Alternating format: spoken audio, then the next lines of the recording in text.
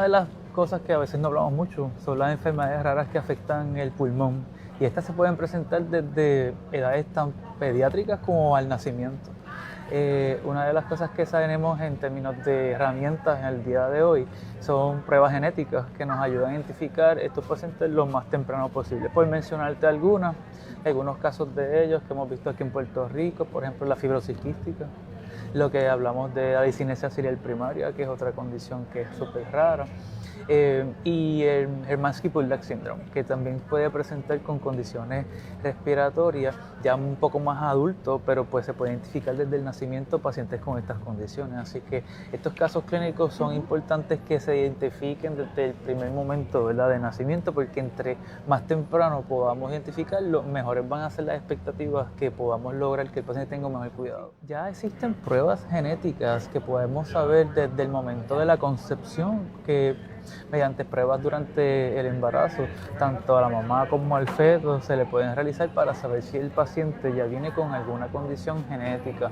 Obviamente pues hay condiciones que se diagnostican ya al nacimiento, otras se hacen unas evaluaciones cuando el paciente nace, en el momento del nursery. ¿Y en estas pruebas se incluyen esas respiratorias? Algunas de ellas, Qué no bien, todas. no lo sabía. Así que la importancia es de entender, y eso es lo que yo quiero, ¿verdad?, que entendamos todo, es que estas enfermedades, pues algunas sí las tenemos como parte de esos cernimientos iniciales que realizamos, pero otras no. ¿Por qué otras no? Porque tal vez otras no son tan frecuentes en las otras poblaciones, pero entonces en nuestra población pues tenemos ciertas particularidades que tal vez son más frecuentes y no las estamos evaluando. Entonces pues tener esas oportunidades de evaluarlo desde el inicio creo que son cruciales para poder mejorar ese manejo tan temprano. Trabajar la medicina de precisión desde las clínicas es algo que podemos hacer porque primero tenemos tecnologías nuevas para poder diagnosticar mejor a nuestros pacientes.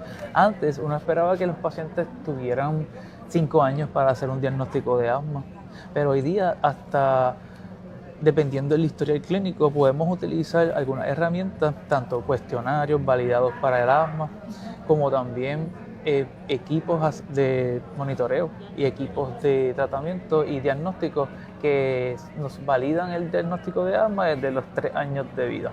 Así que, y eso es importante porque, como le decía, entre más usted más rápido comience el tratamiento, pues mejores van a ser las expectativas de ese paciente y menor es el daño que se acumula. Así que la medicina de precisión no solamente juega un rol importante desde el inicio, sino también, ¿verdad?, a lo largo de la vida de cada paciente. La medicina de precisión es una plataforma que ha evolucionado a través de los últimos 20 años, que básicamente toma ventaja de todos los avances tecnológicos que han habido, ya sea en la ciencia genómica o en la tecnología de computación, para integrar distintos diversos recursos de información que uno tiene de la salud de un paciente en particular, de una manera que permite destilar la complejidad de esa información y establecer unos parámetros que se pueden utilizar para mejorar la calidad, ya sea del diagnóstico del paciente o del tratamiento del paciente, y en la mayoría de los casos cómo prevenir los problemas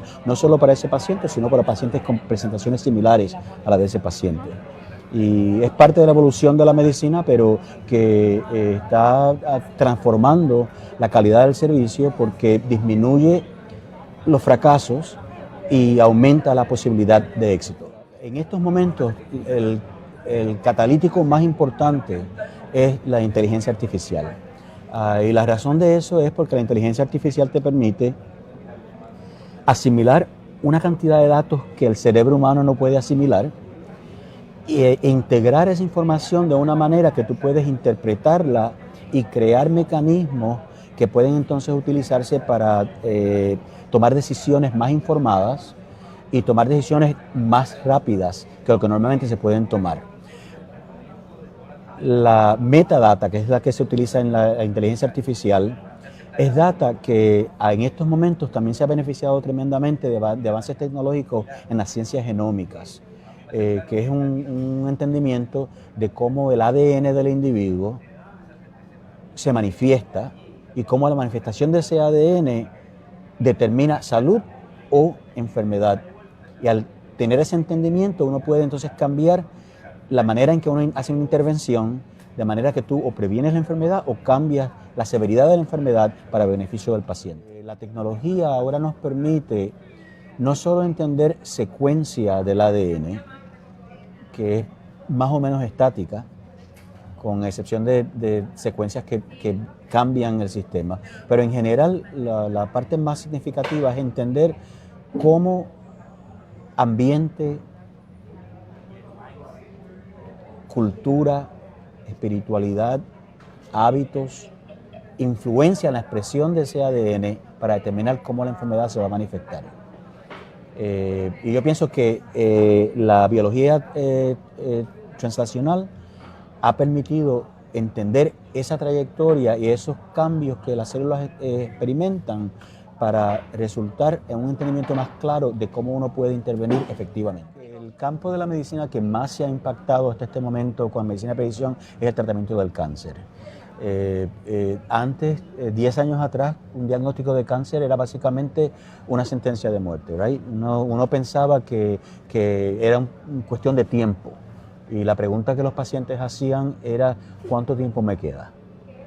Ya hoy día, con los avances tecnológicos que nosotros estamos describiendo, de genómica, de inteligencia artificial y de integración computacional, la pregunta que el paciente de cáncer hace no es esa, sino cuáles son mis probabilidades de sobrevivir. Ya entonces la perspectiva completamente cambia, ya no está pensando uno que se va a morir, sino está pensando cómo voy a sobrevivir. Y ese avance se ha podido realizar porque nosotros ahora podemos ver el cáncer no como una enfermedad de tejido, sino como una enfermedad a nivel molecular, donde tú puedes entender cuál es el gen o los genes que están envueltos en causar esa enfermedad y tratar esos genes específicamente de una manera que te permiten controlar la enfermedad y convertir en cáncer en una enfermedad que tú puedes sobrevivir. El cáncer de mama, por ejemplo, es un ejemplo. Antes una mujer le diagnosticaban un cáncer de mama y básicamente era esperando a ver cuánto tiempo tengo aquí en la Tierra. Hoy día hay mujeres que han sobrevivido 20, 30 años después de un diagnóstico de cáncer y eso se ha podido realizar a través de la medicina de precisión. La inteligencia artificial realmente está transformando todos los aspectos de la vida. Esta es una área de enfoque que nosotros llevamos trabajando en los pasados años y es extraordinario lo que estamos viendo en la medicina.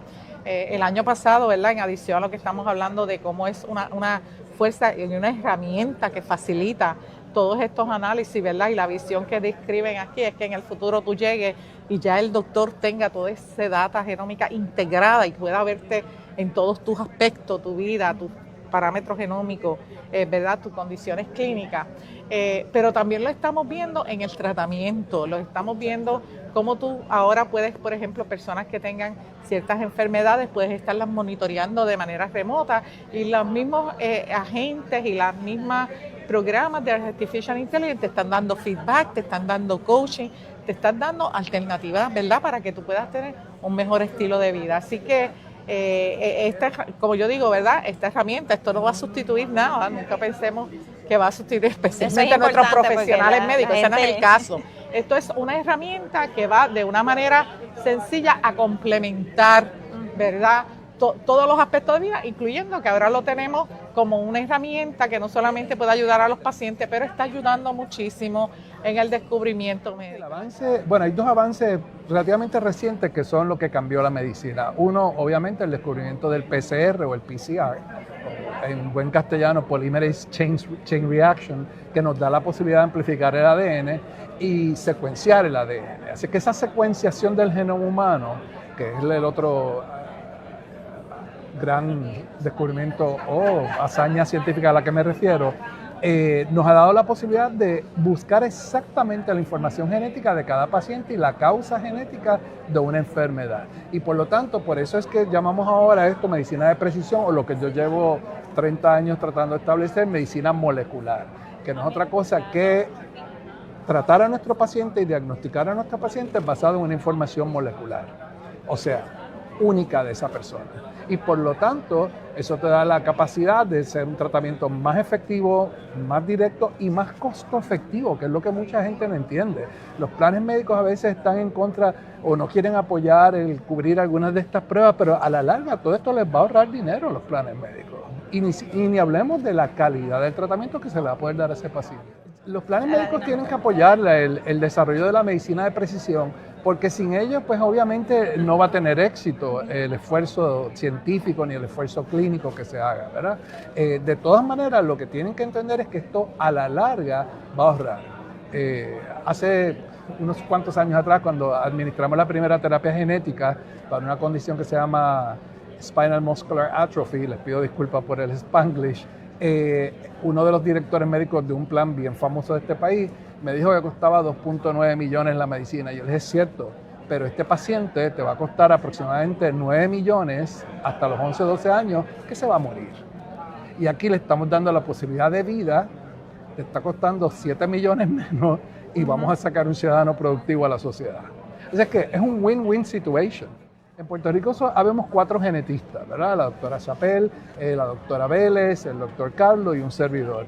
Y para una población tan grande, pues somos bien poquitos, y lo otro es que cada cual tiene particularidades que queremos dedicarnos un poquito más al research, hacer esto, hacer lo otro. O sea que es bien complicado y pobremente remunerado. O sea que encima de que estamos sobrecargados de trabajo y de responsabilidad, pues tenemos que lidiar con lo que conlleva una pobre remuneración. Uno de los retos que nosotros estamos enfrentando, ¿verdad?, y reconociendo que mi trasfondo es en la pediatría, es que el valor del cuidado preventivo, ¿verdad?, el cuidado de las guías anticipadas se ha visto un poco interrumpido por el hecho de que hemos estado fraccionando donde se procuran los servicios de salud de esos cuidados preventivos en términos de que, por ejemplo, hace muchos años atrás, porque esto es algo que viene en evolución de muchos años, los servicios de vacunación que se daban en unas frecuencias específicas en la etapa temprana de la vida ocurrían en la oficina del pediatra, ¿verdad?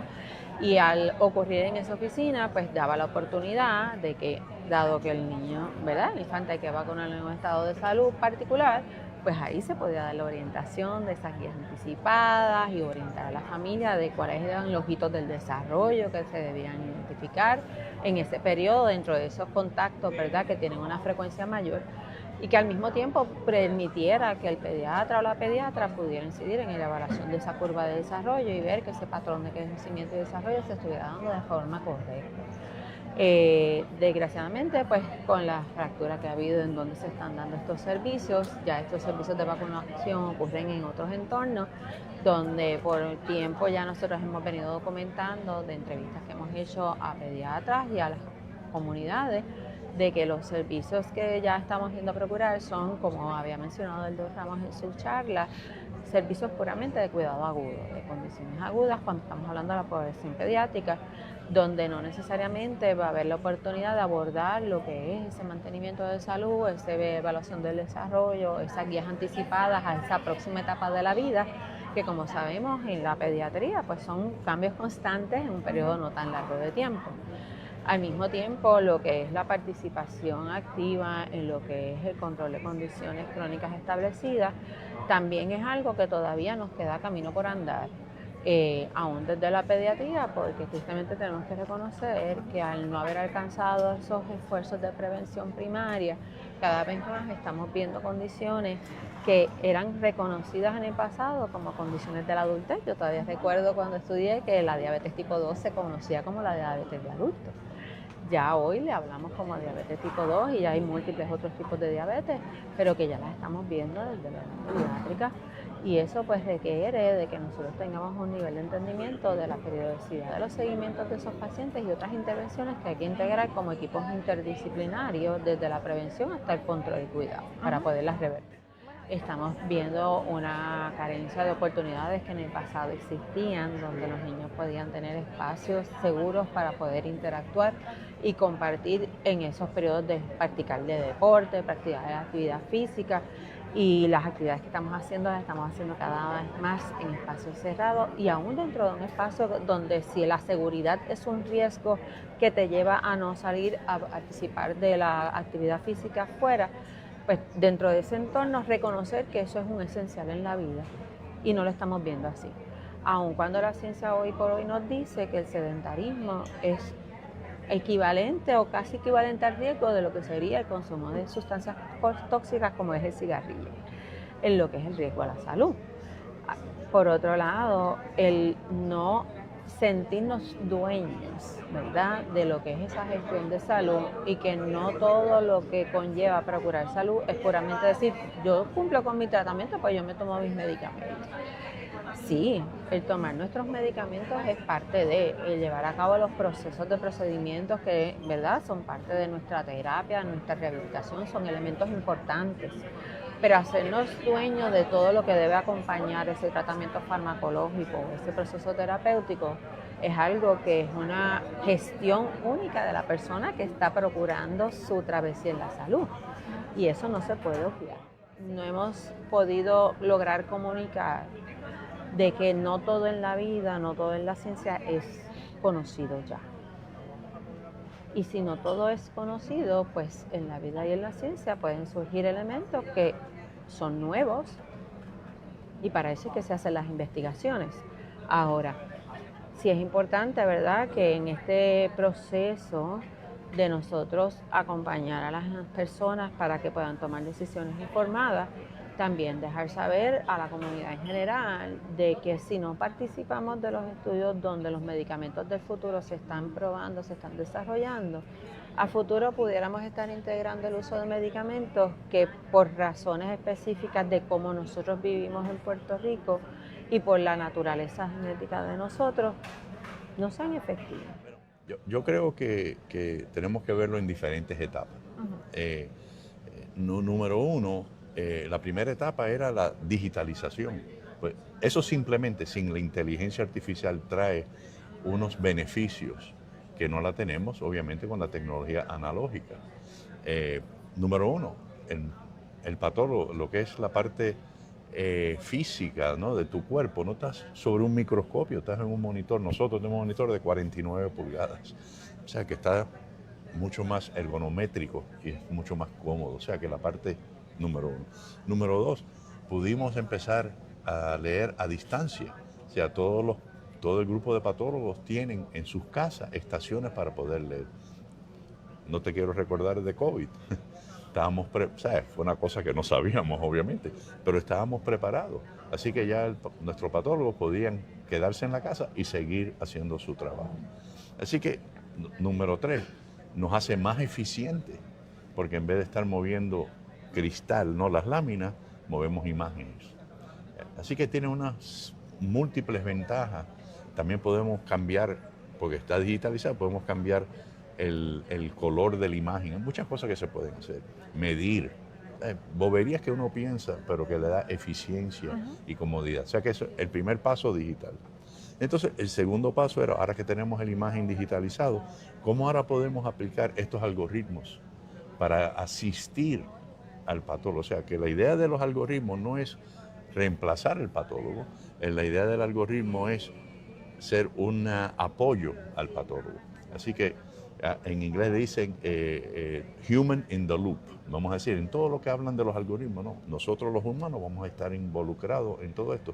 Así que el algoritmo solo o el humano solo no es igual que las dos cosas puestas juntas. Número uno, tenemos también un equipo, que estamos aquí en la conferencia, dirigido por el doctor Eric Gustafson, que es nuestro vicepresidente de servicios clínicos, que también hace toda la parte de investigación. Trabajamos con múltiples compañías en desarrollo de algoritmos de investigación. Estamos trabajando en otro ahora para citología de orina, que son áreas más difíciles de leer y consumen mucho tiempo.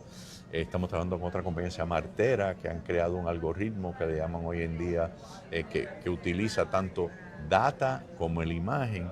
Y eso es lo que hace en cáncer de próstata, que te va a dar una predicción del tipo de tumor que tiene y el pronóstico de ese tumor.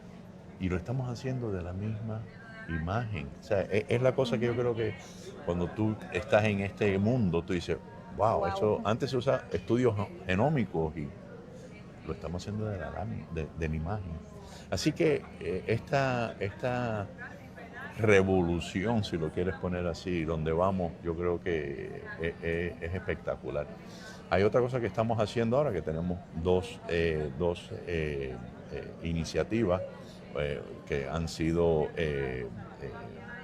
apoyadas por NIH, y el otro es una organización privada, trabajando con otra compañía que se llama Alpenglow.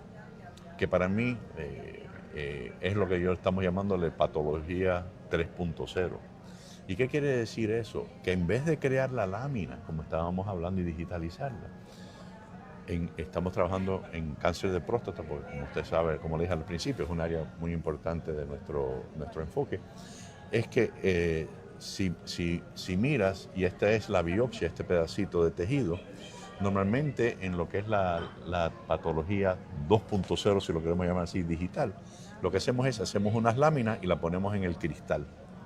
Pues con esta nueva tecnología, en vez de ver 1% del tejido, ahora vamos a poder ver 100% del tejido.